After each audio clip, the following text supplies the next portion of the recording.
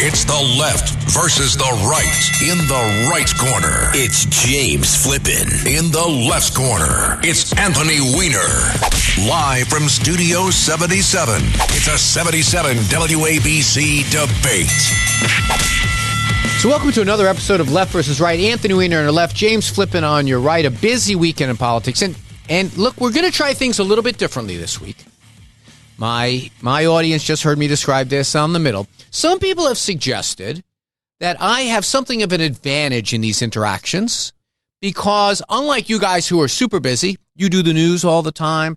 Dominic does shows after show. It seems like Dominic's always on, always broadcasting Curtis. And that I have an advantage. I just kind of lay in the high grass. I listen to what you guys say. I go to my Googles and my internet, and I do my research and come out. John ridicules me sometimes for my facts and my figures.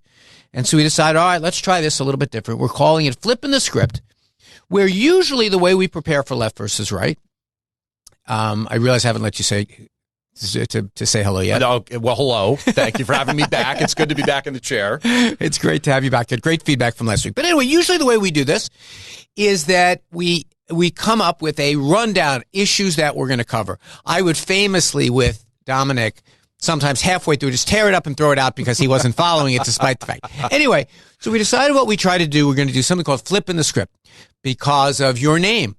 That's right. In case you hadn't figured out. We were toying for hours. Weiner the script, Anthony the script, and then we feel like, wait a minute, just flipping the script makes a heck of a lot more sense. Exactly. So you now have come up with the rundown for the show. Mm-hmm. You are in charge. You are the quiz master. Now you have every advantage, and it's kind of like it is out on the campaign trail. Exactly. I don't know why I'd be thinking about that recently. I don't know why. Yeah, it seems appropriate, but that's, yeah. And so that's what we're going to try this week.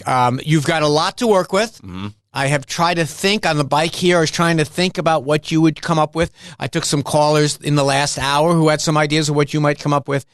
But let's go ahead and get into it. I have no fear, man. All right. As a matter of fact, you've written it down? I have a physical copy. I don't even want it. No. I want this to be truly, this is a Houdini moment where I want the audience to say, my God, how did he do that? All right. Well, that makes a lot of sense. We've got lots to work with this week, so why don't you get us started? All right. So, Anthony, like you alluded to, the voters of New York City aren't going to give you any, headway, any heads up in terms of what they're going to ask you or want from you. If that were to ever come to pass, that would be a factor. I am not a candidate as we sit here. So, just the listeners in your life and the people on the radio here, they know that you're not aware of these topics ahead of time. So, one of the things that for sure you probably have an opinion on is this ongoing situation where the first ever transgender elect congresswoman is headed into the Capitol building this coming term. And obviously there's bathrooms there. You need to use the bathroom while you're working. So there's some controversy over this whole, ongoing issue of, are you supposed to use the bathroom that's associated with your biological gender, how you were born, this ongoing thing. So Congresswoman Nancy Mace first kind of raised the issue about her lack of comfort, I guess, sharing a bathroom with a transgender woman. So I'll give you the floor to start off your kind of overarching thoughts on this issue. I have to tell you, this is an obsession of a lot of people, clearly an obsession of Ms. Mace. She's tweeted about it hundreds of times. And I think if she has a legitimate concern, there's a way that she can do this like people do, which is if you have a concern about someone, you tap them on the shoulder. One of the great things about the House of Representatives is, at the end of the day, these are men and women from all around the country that come there. They were chosen by their constituents. You learn a lot from individual people. Now, there must be hundreds or dozens at least of trans people for this to become such a big issue for Nancy Mace. But no, it seems to be a singular person. And I think that this person, the woman whose name is McBride, I believe the name is. Yep, Sarah McBride. She has basically said about this, issued press releases, put out statements, and given. No, she hasn't said anything. She hasn't said anything about where she wanted to go to the bathroom. She says she was elected by the people of Delaware to fix the problems of this country. And I wonder, James, maybe you can.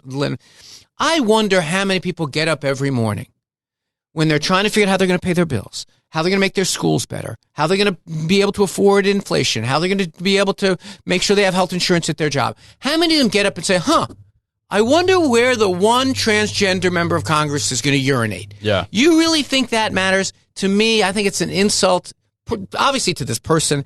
And let me say one other thing, and I say this to you because you're a proud libertarian.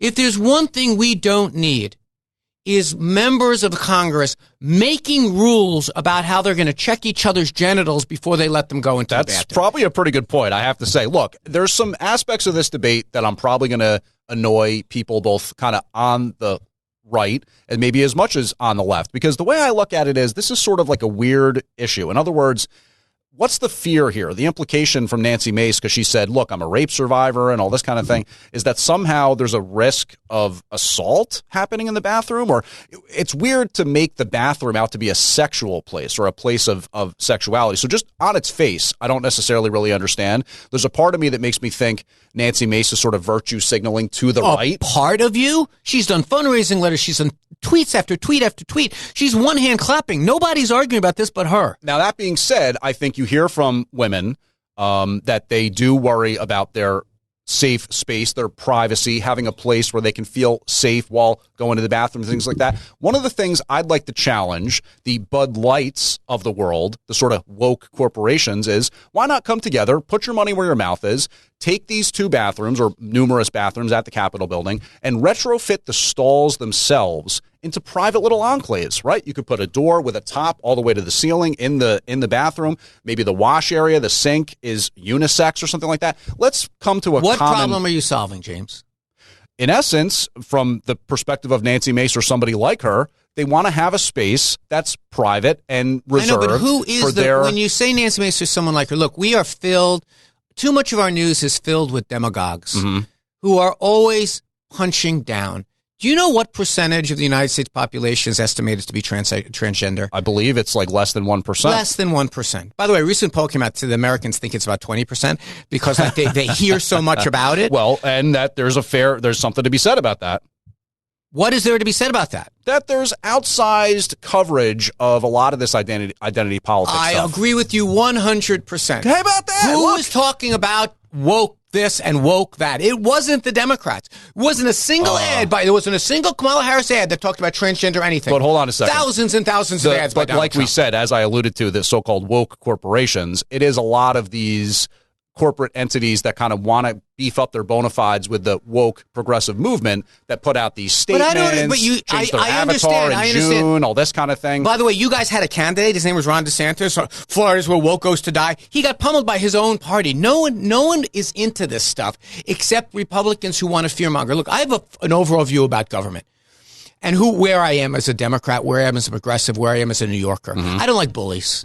When someone singles out a freshman member of Congress who just wants to come and do her job, who doesn't want to make an issue out of anything, who's not saying, look at me, I'm transgender, who ran an entire campaign not even discussing it, and then she gets to Congress, and this jackass tweets about it 300 times in order to raise money. Like I said, have no respect for that. You know what I'm saying? This is the least among us. I don't believe in beating up someone because they're different from us. I believe you do that. You embrace that person. You try to show God's love to them. You don't single them out. I actually pretty much totally agree with you on that. I would just say that the overarching point that gets to whether a bathroom should be a men's room, a woman's room, gender neutral, all this kind of stuff. I think there's a creative solution where you go into the actual bathroom, the stalls, put the construction guys in there, build it all the way up to the ceiling. Fine. You want the privacy. You want to create a safe space. There's a way to do it. You want to hear. So we live in New York City, right? So in New York City, I was having coffee with a friend at the Hyatt Hotel, which is right on 4th Avenue off of Union Square. And the signs say unisex bathrooms. Okay.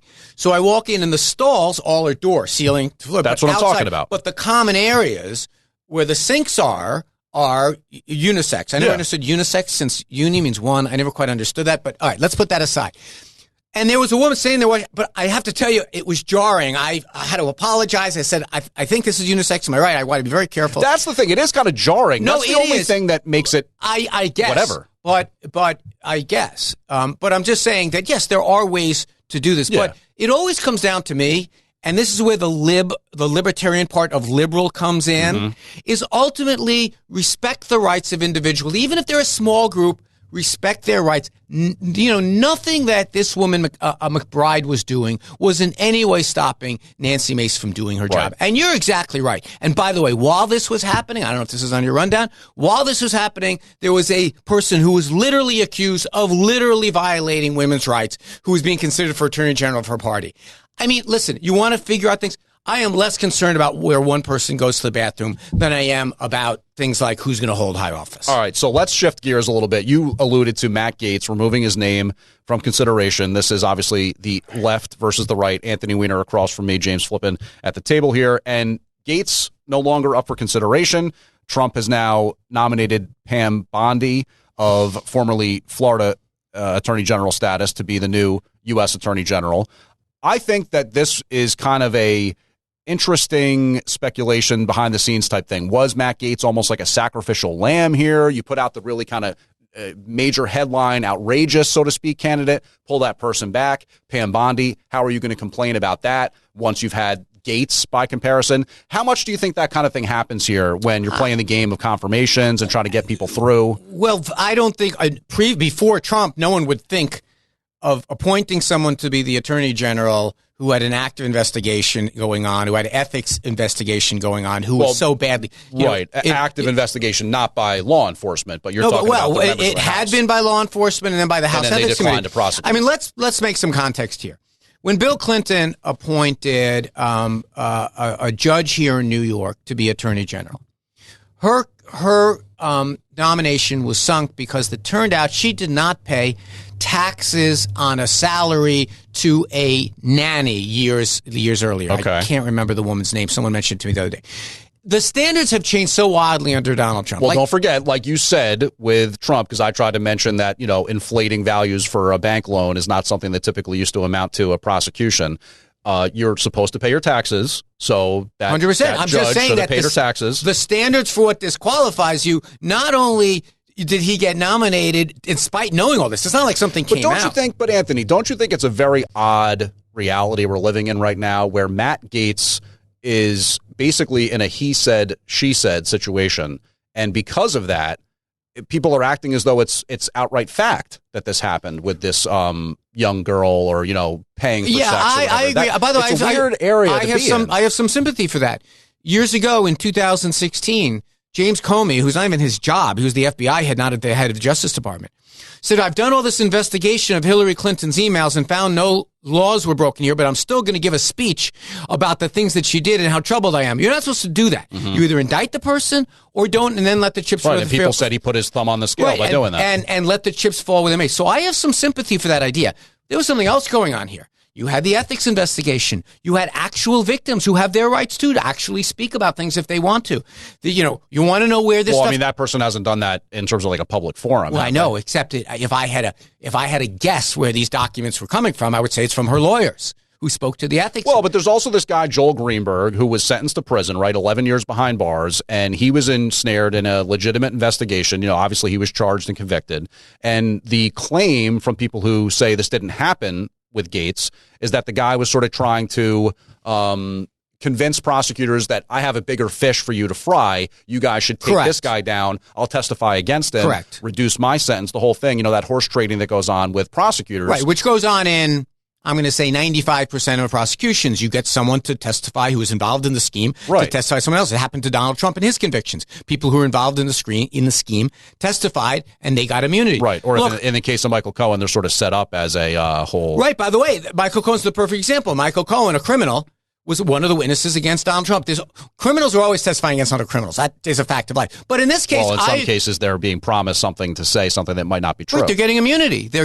You always give immunity to the little guy to get the big guy. That happens all the time. But in fairness, the Justice Department said, we don't have enough of a case that we think we can make this case. They didn't charge Gaetz. Power to the people. Smartly, right? Because most of the time, you look at a guy like Michael Cohen and people say, this guy's completely untrustworthy. No, this guy has no legitimacy whatsoever. Interesting that we're putting him up on the stand, but let's do it anyway. No, but I said, the prosecutors, very often prosecutors decide we can't make this case because this guy seems too bad. But that's the way, if you're a prosecutor and you're not doing that, you're not using people, who else knows about criminal conspiracies except people involved in them? So the tool that they have to make them cooperate is to offer them a lesser sentence. You try to get these guys to dime on the other one. And by the way, this goes on in courtrooms all the time. That defense witness saying, don't believe that guy. Mm-hmm. And prosecutors are saying, believe him because there's this other information as well. But putting that aside, you're right.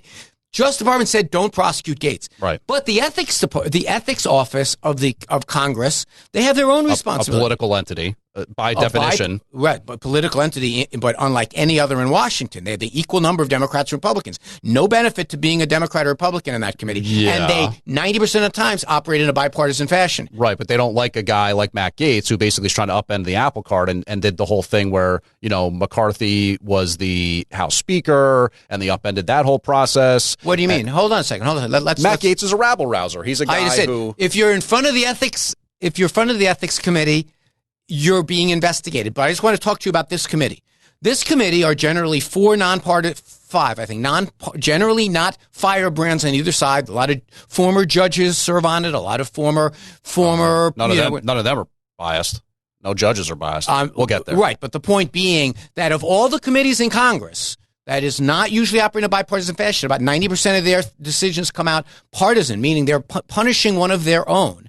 They are not generally considered a partisan group. And their investigators are professional people. I mean, the whole idea, they came out against Republican, but we don't trust them, but they prosecuted Democrats, so we trust them. Probably over time, it's probably been about 50-50. They have a different imperative. They have the institution in mind, but they have fact-gathering responsibilities as well. The things that Matt Gaetz is accused of doing, when you stand and ask to be attorney general, is different than the rule than beyond a reasonable doubt. Right. This is people get a chance to ask questions. Yeah. And so that was going to come out. I think you'll agree. Sooner or later, a reporter was going to get a copy of that report, or at least what's in it. Oh, well, I mean, the thing about it that's so bizarre to me is, first of all, this was already out, right? This was all known since 2022, that Matt Gaetz had been accused of this kind of thing, and that there was supposedly an FBI investigation and, transporting people across state lines, and did he pay somebody with Venmo and all this kind of thing. Nothing resulted of it. There was no prosecution. So to me, but there are different it's a weird standards purgatory here to be in, where you're not actually accused of a crime, but at the same time, it's going to be bandied about by members of the press, treated like it's an actual allegation, treated like it actually happened. You saw ABC's The View basically having to issue a retraction. The whole thing, stuff I heard on this airwaves. It's wild but I don't know what the alternative is. Prosecutors and investigators are going to investigate crimes. If they don't find enough to charge you, it goes away, but you can't say don't investigate crimes because someone might hear about it. It's the scarlet letter thing. It's like in the modern world, the claim of sexual abuse or being in some way associated with that is almost like what it used to be to call somebody a racist. Well, but someone that lost its effectiveness over time because it was used so many times. Yeah, but now it's being used like, oh, well, this person's a sexual. I know, but abuser. you are.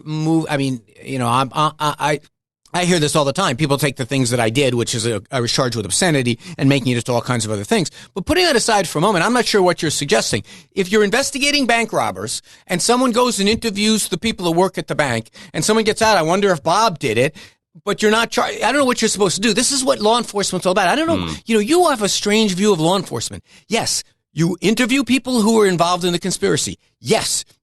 You ask bad guys, who are you working with? Yes, if you have an indictment, you make it, but if you don't, you don't. And then, yes, someone may still be asked about it somewhere else in another forum where the standard is not beyond a reasonable doubt. Now, timing-wise, I'm not sure if we should get into this next thing or if we want to kick it to the other side of the break. We have about a minute before the break. Why don't you tee it up, and then I'll have 30 seconds during the commercial to think about it. There was a high-profile conviction that was overturned this past week. And yes, it does connect to my thoughts on law enforcement, my sort of dubious position when it comes to aspects of law enforcement and the way that it's become highly politicized. And I want to talk about, should we say his name? Well, let's go ahead and get you 30 seconds. Set it up for us. All right. Jussie Smollett, who once upon a time told a bedtime story about bad guys in Chicago, was convicted of making up the story, not only wasting police resources, but really smearing an entire group of people in the process. Wait, just give us a little background on this. He was mugged, but it turned out he wasn't. He made up a story about being mugged. Smollett made up a story about being attacked and mugged. And by MAGA guys. By so-called MAGA guys. Got it. But on a technicality, the case was reversed. It's just very fascinating to me the way those technicalities seem to work out for high-profile individuals a lot of the time. All right, this is something for me to think about because I could not pick Jussie Smollett out of a lineup. But when we come back on Left versus Right, we'll pick up more when we left off. It's James Flippin on your right, Anthony Weiner on the left. We'll see you on the other side. It's the left versus the right. It's a 77 WABC debate. 77 WABC.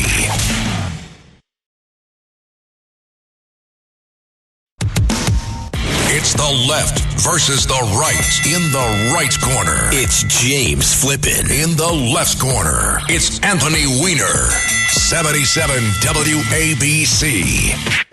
So welcome back to Left versus Right. Anthony Weiner and James Flippin. We're flipping the script today. James is leading the conversation and picking the issues, and I'm trying to respond to them. If you miss any part of this episode, feel free to get it as a podcast on the Red Apple Podcast Network.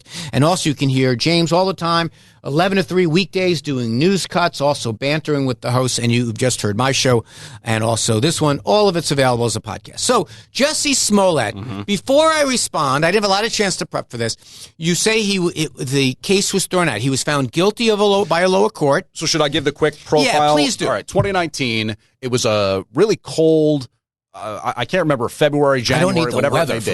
It was an extremely cold night in Chicago, and he claimed at like 2 or 3 in the morning, he'd gone to a Subway restaurant and been assaulted outside the Subway. And then, first of all, I don't know too many 24-hour Subways, so the whole thing was just weird. I remember working in the newsroom and thinking, what? This is the most bizarre thing I've ever heard. And he said, Jussie Smollett, who, by the way, is an actor. Got it. And he was on the show Empire. Got it. Okay. He was attacked by 2 men, or at least 2, maybe 3, who were wearing MAGA hats and said, this is MAGA country. I believe they allegedly used the N-word. They put a noose around his neck. They poured bleach on his head. So it was really kind of over the top, this situation that supposedly happened. This now. And some politicians kind of referred to it as a modern-day lynching. There was a lot of outcry, obviously some concern. Could this have actually happened? That kind of thing. Now, over time, the story started to unravel.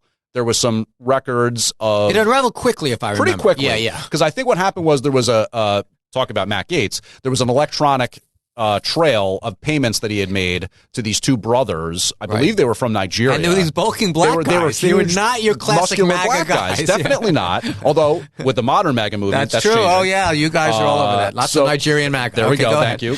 Appreciate you acknowledging that. So Smollett was brought up on charges of, I don't know if it was like obstructing procedure or false document, something like false that. False report, whatever it may be.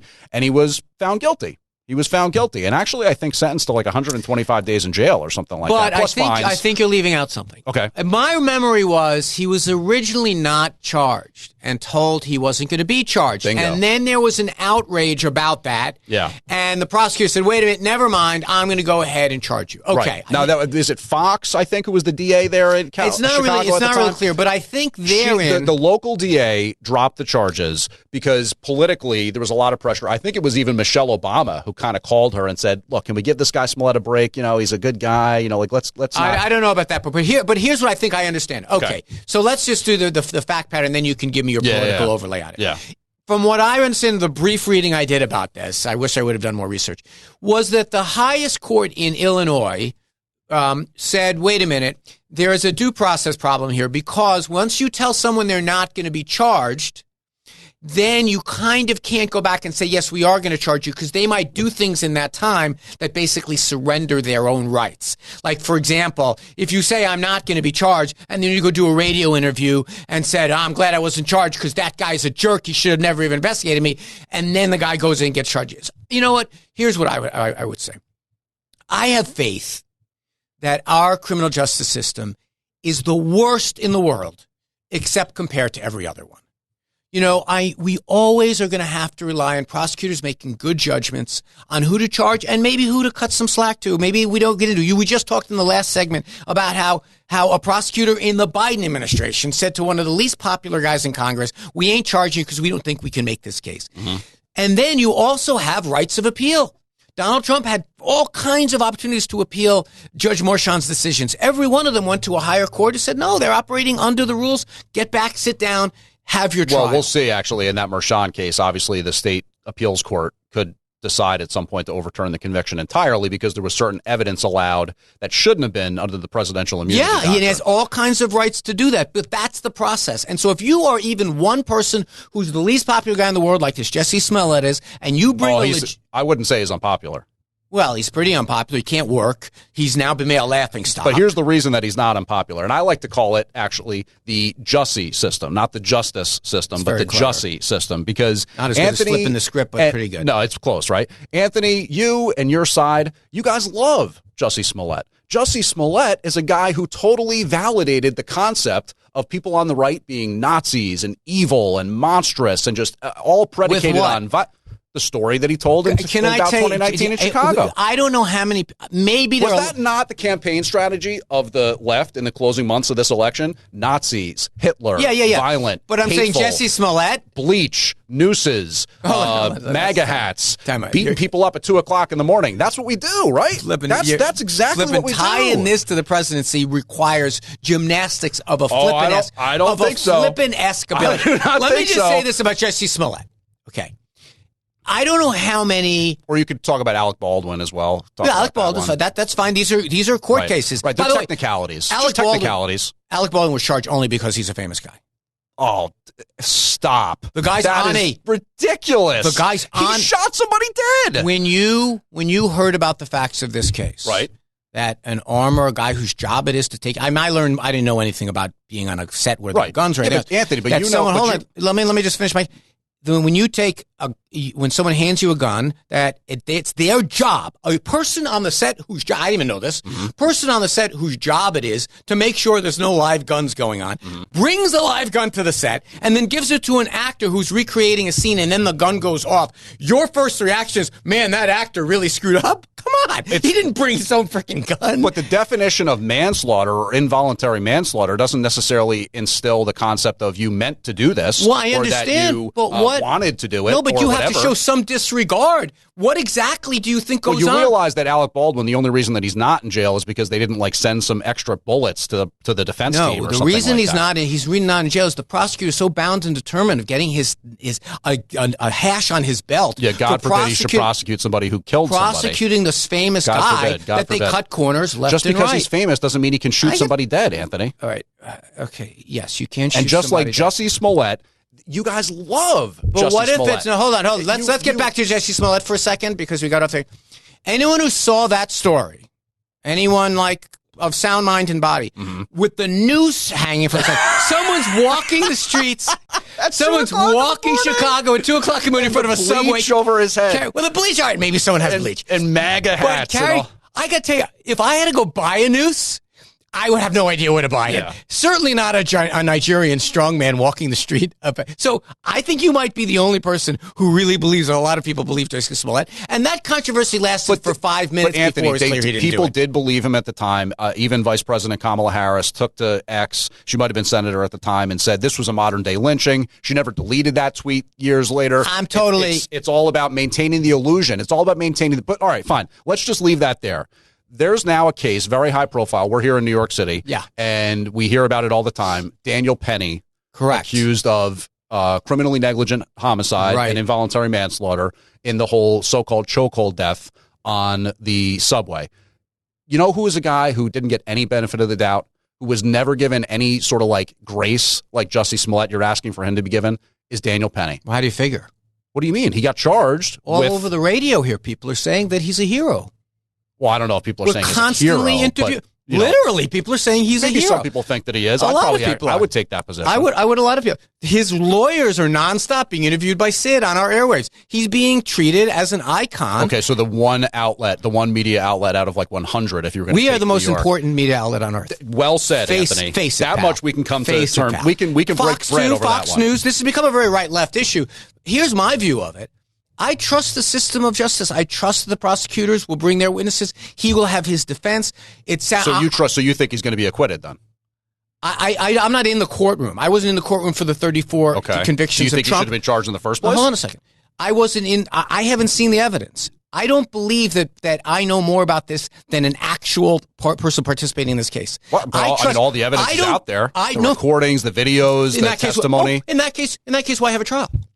Well, those people are the ones that make the decision. In other words, I may have an opinion outside the jury box. They're the ones that are actually tasked with making that call. That's the way we do American justice. You might not like it, and I notice increasingly American justice, the Jussie system. You have this idea that I read stuff in the New York Post and I saw stuff on Fox. Therefore, let's just do justice that way. But hold on, we have trials. To be fair, it's a lot more informed of an opinion than that. It's not just reading a breakdown as good as on the New York Post. I mean, I've had access to those same videos. I've had access to those 911 calls. Hearing cross-examination. As good as a juror hearing witnesses? Do you think, as good as a juror? No, of course not. Do you think that Daniel Penny should have even been charged in the first place? I believe that the prosecutors have broad discretion. Okay. And by and large, I don't substitute. They're making him out to be some like racist vigilante who went in there with some idea he's going to be hell-bent on killing somebody. That's justice, I have not heard any testimony in the trial to that effect. Have you? Well, yeah, actually, early on in the process, one of the prosecutors kept referring to him as that white man, and then Attorney Thomas Kniff, the defense attorney, had to say, just to clarify, when we say that white man, we're talking about my client. I'm pretty sure that was during jury selection. I believe the judge ruled. The judge ruled. Look, she was taking testimony from a witness at the time. Listen. If you don't like the way the language is being used, you just described a circumstance. I think the whole thing is a disgrace. I think that you got people off on a technicality like Alec Baldwin and Jussie Smollett, and this guy's looking at 20 years in prison because he came to the defense of people on a subway system from some crazy schizophrenic. Give me a guy? second to answer the last 4 points you made before you run to another one. If you don't like the way the proceedings are going in a courtroom, you have an attorney who can raise objection. Oh, he did. And a judge who gets to hear the two sides' views and then rule, and then a jury has to decide.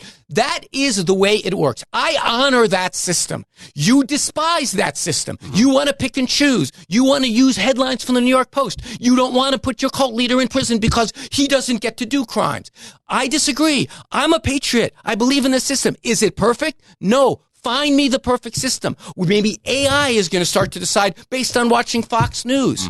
Jussie Smollett didn't do it or did do it. I don't know whether he did it, so we have a system. Right.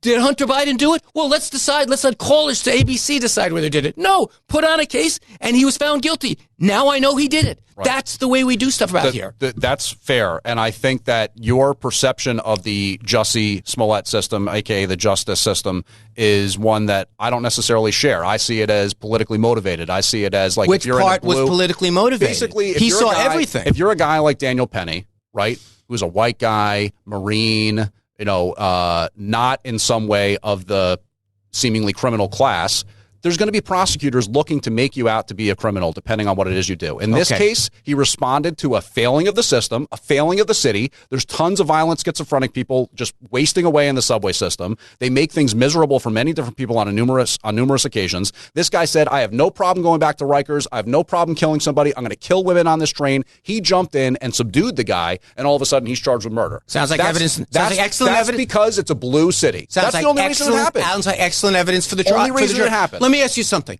And if the jury rules the way the rules that you want, you're going to say the system works? And if they rule the other way, the system doesn't work?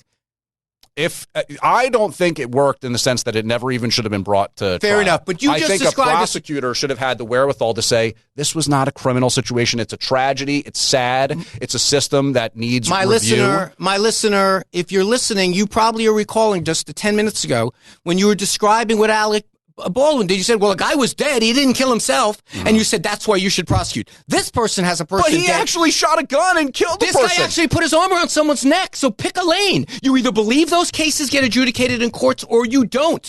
You go, I don't like him because it's Alec Baldwin. You're doing exactly what you're accusing me of doing. You're saying, well, that guy, Alec Baldwin, had a gun where he shot someone. So the other guy had an arm where he killed someone. So, Anthony, you're comparing shooting somebody with a gun to a fight or a scuffle that turns into exactly the same. Your chutzpah is off the charts. Exactly the same in that who do we get to adjudicate it? Is it idiots like you and me? No, we don't do it in talk radio. We have a framework of laws. And you go into a conservative jurisdiction in New Mexico, a progressive jurisdiction in Manhattan. Where's the conservative jurisdiction in New Mexico? He was out in the middle of nowhere. Okay. It was a Republican who prosecuted him. All right. So this whole idea that, oh my God, we need the perfect place that's a rainbow of different things that has the James Flippin sensibilities. Yeah. And then I'll support. I like the sound of that. I mean, listen, we have one court system.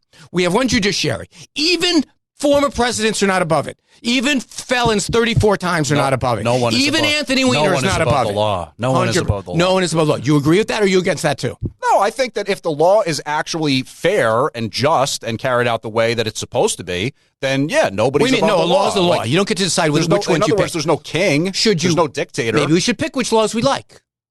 Well, don't we do that normally? That's a legislative process. If the law is fair. So in other words, you're going to break laws you don't think are fair. I think that happens a lot. You know, you, people James, go I'm above talking to you. I'm not saying people. Well, you. If I Do you think, believe if you I should think, follow if all I laws? think the speeding limit is a little bit unreasonable and I'm driving 65 instead of 60, technically I can still get in trouble, but maybe I don't agree that it's totally safe to only drive at 60. Fine, that kind fair of enough. thing. So you basically believe we should, as a society, let's pick and choose the laws we want, and that should be a reasonable argument for our audience and a court. No, certainly not. That's an ad absurdum way of looking at it. Correct. We only have one non-ad absurdum way. But we also can reasonably object to the way that the laws are enforced and that the way prosecutors act and whether or not they stay within their prosecutorial mandate to enforce the laws the way that people are asking them to be enforced. I won't. Not whether the way people are asking them. The laws. People. No, not the people. Because remember, the law is not just there to protect the majority. We have the judiciary. We have the legislature for that. We have the executive for that. Mm-hmm. The judiciary protects you even if you're the only person. If you're the only trans person, you still have rights. If you're the only atheist, if you're the only person that's ever been brought up on charges of inflating a real estate value, which obviously it was. There are dozens of people in prison for that. But you, as a libertarian, know that even if you're one person who says, "I'm going to stand up for my right to wave a Nazi flag in Skokie, Illinois," that's true. That's right. So the law does not say, "Well, the people think," or the New York Post think, or James Flippin think. What happens is we figure out what the law is. It perfect? No, but it's the best we got. And we'll be right back on Left versus Right. It's the left versus the right. It's a 77 WABC debate. 77 WABC.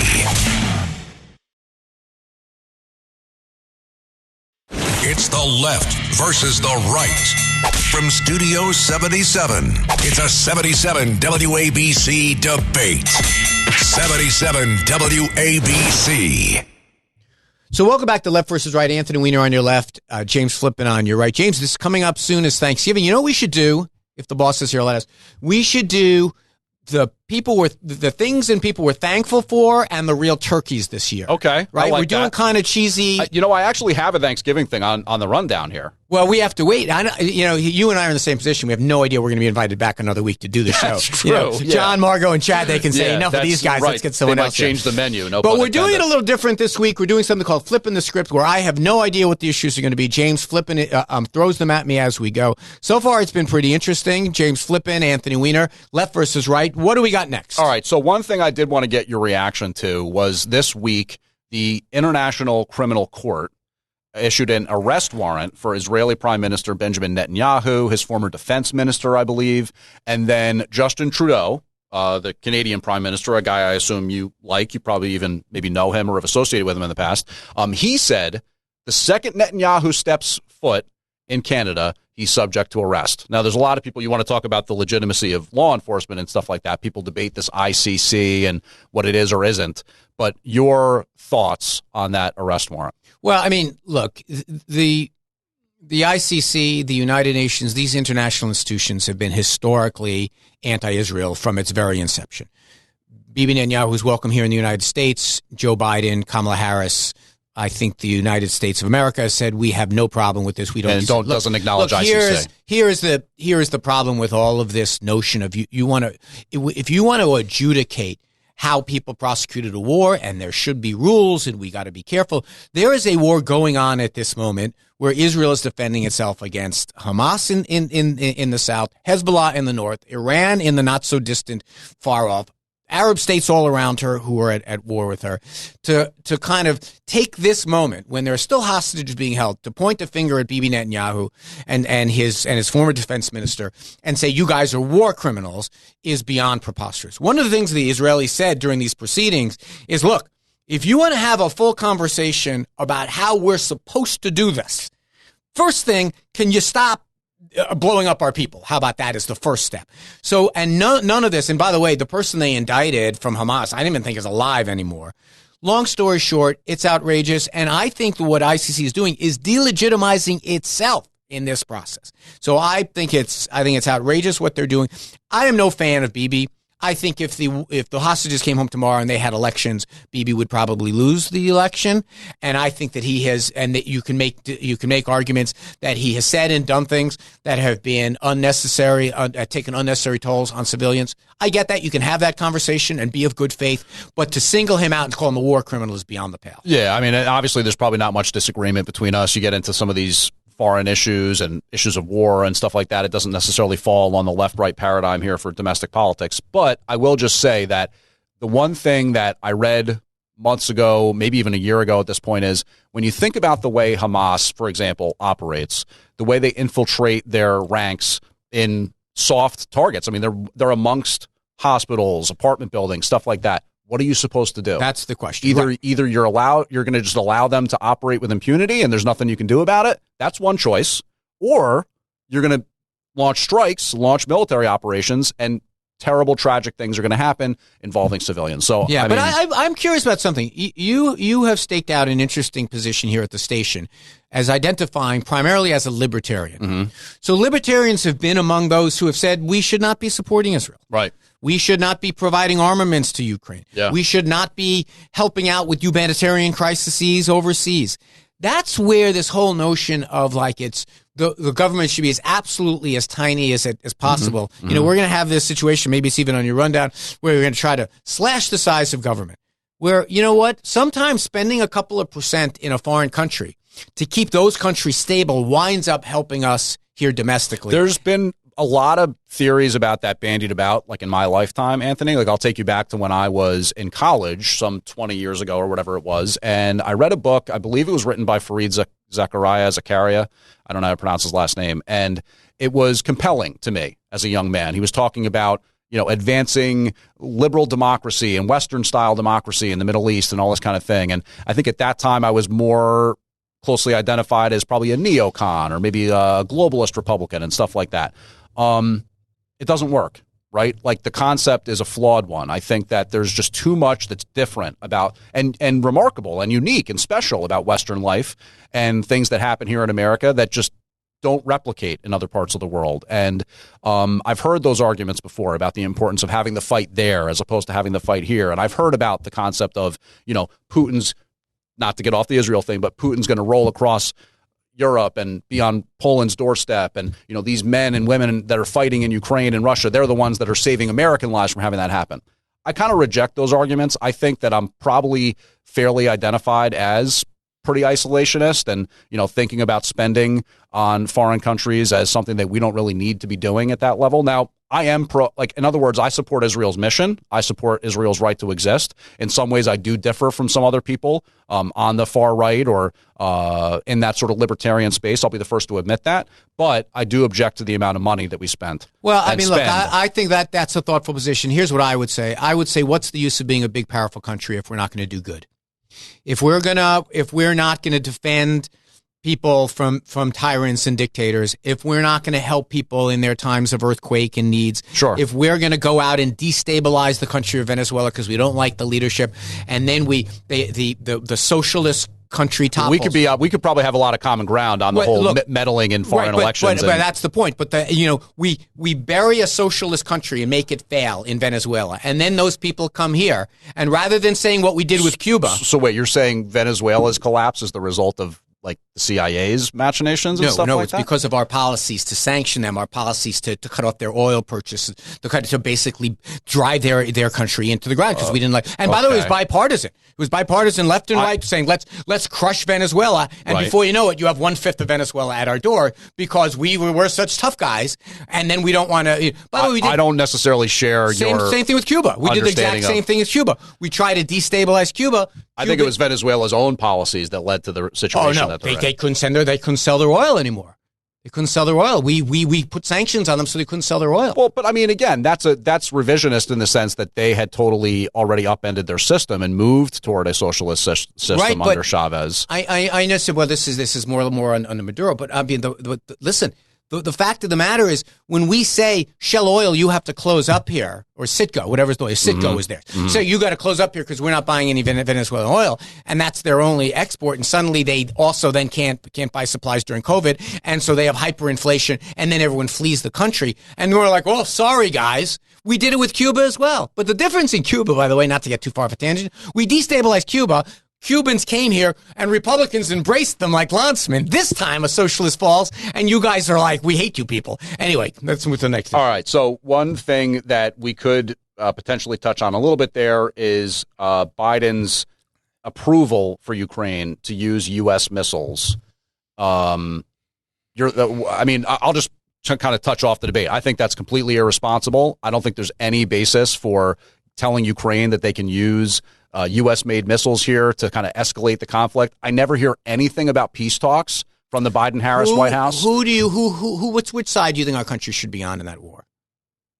I don't think we should be on a side. Okay. So you're in the position. It's really complicated. Like, in other words, when you think about the way that Ukraine is, especially in the eastern part of the country, ethnically Russian, you go back to like the history of the USSR and, all the stuff that's happened with, borders and so you don't believe gray in, you borders don't believe in the and all this kind of international thing. recognized borders of Ukraine. I think that the concept of that conflict is really hard to follow from let's start with the tens basics. of thousands of miles away, right? Let's start with I don't the really basics. exactly know the ins and outs of who really wants to be either Russian or Ukrainian in the Donbas region or whatever it may be. Let's start with the basics. Okay. Do you believe in international recognized boundaries being respected? Respected. Yeah, being honored by countries. I mean, you say it about immigration all the time. I assume that's an easy question. Sure, but I mean, I think that, go ahead. Once you get to there, that international borders mean a thing, right? That they should be respected by their neighbors, right? Then this is not a hard call. One country invaded the other country. Now you can say, oh my God, well, they were mad at something that happened from 500 years ago or whatever it is. But once you say that that's okay from our perspective as the United States or your perspective as an individual, what do we have left of anything resembling? You're leaving out the context, right? Like, in other words, Ukraine has sort of been this international political football for many, many years where not in their eyes, they're not. We'll talk about the way that the U.S. government's meddled in situations. Go back to 2014 under Victoria Nuland, I think it was, who basically, and you could do the research on this if we don't have time to get into it, but you could do the research on this, the listeners. They enacted a color revolution there in Ukraine. They enacted change. Right, they basically went from the one person who was installed as leader by the people, and then the U.S. government said we don't want that person there. We're gonna have this other thing happen. Really, really crazy stuff. There's videos of snipers taking people down in this one square. I've seen crazy stuff that went down there in Ukraine. In Ukraine, okay, yeah, and we know about how corrupt the country is, all the money that flows in and flows out. So I'll just leave that on a pedestal for a second. Hold on a second. You're doing this thing that sometimes happens, where you kind of say, "Oh my God, there's all these things going on in Ukraine that seem kind of sketchy." Therefore, what? Therefore, a neighbor can invade her? No. In other words, what I'm saying is I'm establishing the fact that Ukraine is this weird international political football, and there's been this idea that maybe they could join NATO. You said that now twice. Maybe they won't be. Explain what you mean by international football. I'll bring it together. They're a negotiating chip in a way, right? The idea of maybe they could join NATO, maybe they can't. They're sort of part of the West. They're sort of part of the East. Yes. Ukraine has that fascinating position where geographically and culturally, they're sort of in between the two. So I have long been aware of the fact that there's this kind of idea that maybe they could join NATO. It's kind of a negotiating chip. Yeah, maybe they can join NATO, but they're a country. None of this is on point. Right, but Putin has made it clear, and the Russian position is that they don't want to have a NATO opponent directly alongside them. Yeah, why are you parroting what Putin says? What does that have to do with this conversation? The question is because it's about reaching a consensus. It's about having peace. It's about people not launching missiles and bombs and bullets at each other. Already. That's what's supposed to be. In other words, what's happened the already. base expectation of a normal person like me is that you wouldn't have war. Hold on a second. Like that. We didn't have war. We had an invasion. Okay. So yes, which resulted in a war. And there was a lot of stuff that happened before that that led to the invasion. James. I don't know what Putin put in your drink this morning, but let's just take a step back here. Okay. The fact I'm just trying to get to the point where they stop fighting. You are not trying to get to that point. Why not? Because first you've got to understand that they ain't fighting, and it's not that football. It's not that they want this and they want that. One country invaded another. Okay? But you're going to ignore the context behind it. There's the context for it? Okay. Yeah. The context. Like I said, who's really in control in Ukraine? Is it the U.S. State Department or is there actually Hold on, Putin. I'm saying to you that you're calling me Putin. Yeah, because you're just as bad. You're basically I'm just as bad. You're doing his talking points. Okay. That we are justified in this invasion because of NATO or because they had internal strife. No. I actually don't want to say I don't think either side's justified. Hey, Vlad, let me finish my thought. Either side, both sides is, and this reminds me all the time, either side, both sides, so much going on, political football. No, this is not complicated. Come on, Zelensky. Get to the point, Zelensky. People who do Putin's bidding want to make this complicated. I'm an American. I believe in the idea of sovereignty of states. I'm also someone whose great-great-grandfather was from a Ukraine that no one said, oh, it's a political fault. It's a country. Mm-hmm. You have international recognized borders. You either believe it's okay to violate those borders and invade another country, or you don't. If they want to leave and then have a conversation about whether I don't like that country, and by the way, no country gets to decide whether another country goes into NATO, but wait for it, NATO. NATO is a defensive organization against, wait for it, countries like Russia doing what? Wait for it, crossing international borders and doing invasions. So you, like wait for it, like Hitler did. So you support Biden's decision? I support the idea that we've got to stand up for Ukraine. If your that particular, if I could put you on the spot, I'm going to do it. I'm going to do it. Your cult leader refused during the campaign to say whose side he was on. You refuse to stand up for the values of democracy. Well, the president-elect said that he's dedicated to achieving peace there. Which we both want, right? We both know he's on Putin's payroll. So we have to assume if he won't say... Talk about a ridiculous statement. If he won't say... What an outrageous statement. Look at the Mueller report. Just read it. Read the Mueller report. Right, the Mueller report. Yeah, right. We have to then presume if he won't say it during a campaign, he ain't going to do it now, which means our last chance to save the people of Ukraine is now. Do anything necessary to do it because we have a Putin stooge who's about to take office, and you can get the last word. Okay. Well, I certainly think that there should be peace talks. I think that the old school liberal that I thought, I was sitting here with at the table would say peace and putting down the arms is the most important thing here, right? Achieving a peace agreement. I think that that's what we want, what most people want to see. You don't hear about peace talks anymore. All you hear about is U.S.-made bombs being sent over into Russian airspace. That's an escalation. Biden doesn't have a mandate to be continuing and escalating the war with like 3 months left in his time in office. And the American people basically just said at the ballot box that we do want the guy in the Oval Office who said that he's going to push for peace. You might call it being Putin's stooge. Other people would say that there's people being killed every single day, and we'd like to see that stop. Yeah, you want to stop it. Oh, I'm sorry. I'll give you a hug. Someone's invaded someone else. You want to stop it? Get out of their country. Get out of their country. What is the negotiation to do?